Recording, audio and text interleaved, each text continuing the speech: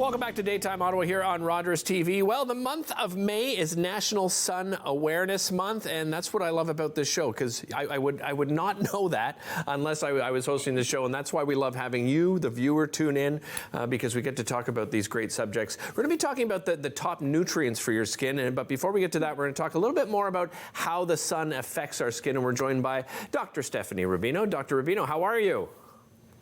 I'm great, thanks. Thanks for having me. I'm sure you're getting excited because it's been gray here in Ottawa, obviously, but we know the good weather's coming, the sunshine is coming. Before we get to those nutrients I mentioned, how does the sun affect our skin? Well, the UV rays from the sun, unfortunately, can actually, really affect the different layers of the skin, and in doing so can cause damage. It can increase our risk of fine lines and wrinkles. It can increase skin aging, and can even increase our risk of skin cancer. So we definitely want to incorporate ways to protect our skin on a daily basis. I guess, the first thing that comes to everybody's mind is sunscreen. And when it comes to sunscreen, I imagine they're not all created equal, Stephanie. What should we be looking for? So definitely, yeah, sunscreens are not created equal. You want to try to look for any personal care product, ones that are clean, free of fragrances and other additives that might be a little bit more toxic to the skin. You also want to, pick sunscreens that have at least an SPF of 30 to, provide a little bit more protection. But beyond sunscreen, there's other things that we can look at, protective clothing, hats, sunglasses, and making sure you're reasonable in terms of the amount of time that you're spending outdoors and exposed to the sun. Well, let's move on to those top nutrients. The first one on our list is collagen. Why is that so important, and how does it work?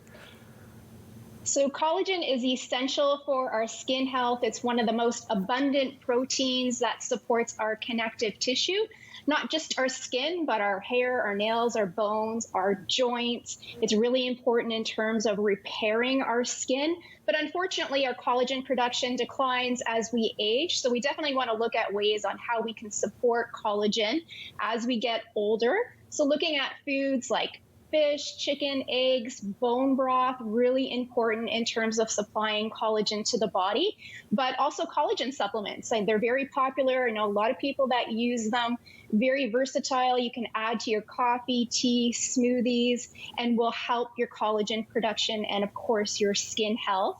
And with collagen production, you also want to look at the nutrient vitamin C. We often talk about vitamin C for immune health, but vitamin C is also very important for collagen production. It also protects the skin against any photo damage. So looking at collagen supplements that might include vitamin C is a good step, or looking at your vitamin C rich foods like strawberries, kiwis, and oranges are great additions. Well, speaking of all of those, you also recommend sort of eating a rainbow of foods, and you've got a rainbow of foods in front of you there. So you mentioned strawberries. Let's stay on that color then. When it comes to reds, I guess that's what, the lycopenes that we're looking at?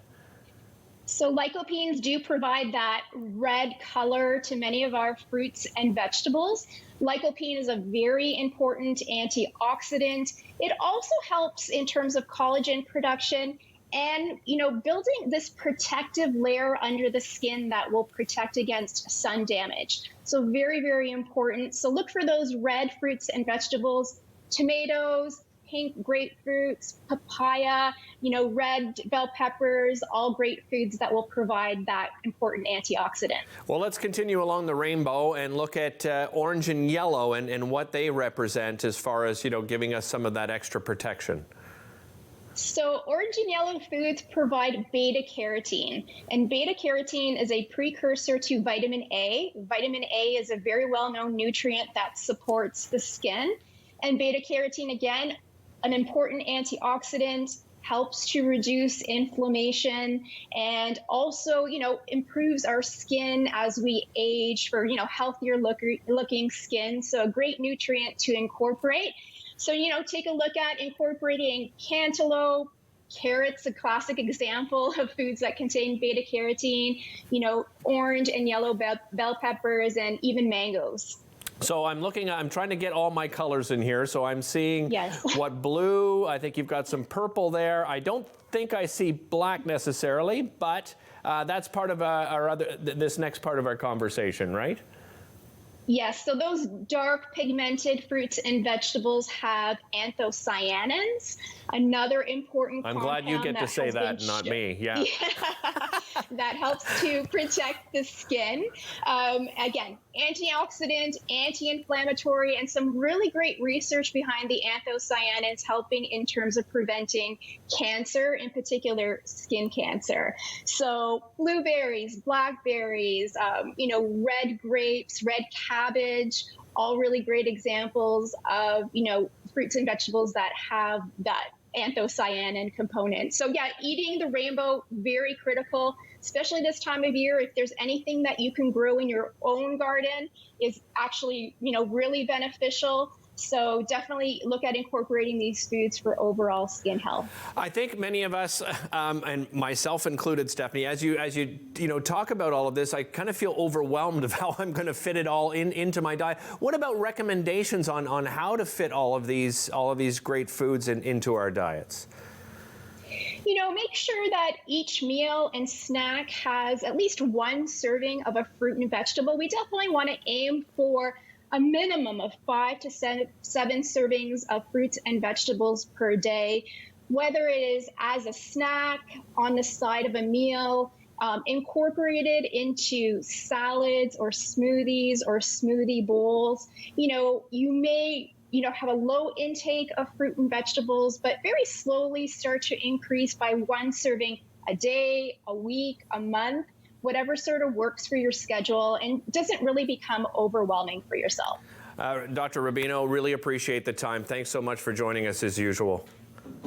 Thanks for having me. All right, you're welcome. That is Dr. Stephanie Rubino. And I also recommend, there's a lot of applications out there, a lot of apps too. If you're having trouble trying to, fit some of these into your diet, I recommend you have a look at some of those. We'll be right back after this.